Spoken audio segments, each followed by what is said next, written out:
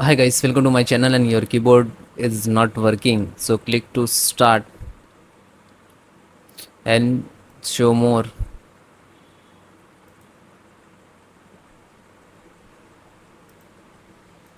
Scroll down and you can see this is a keyboard icon. Just click on it.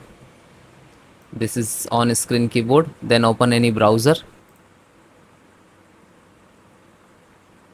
then select and type keyboard test. Okay, then first link. And guys, this is minimize and use your keyboard to check.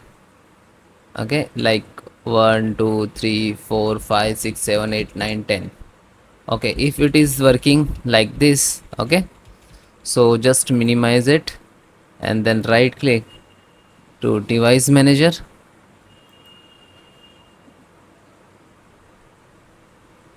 Okay, then find out a keyboard, sorry, extract keyboard, so ps2 keyboard, and this right click to uninstall it, uninstall.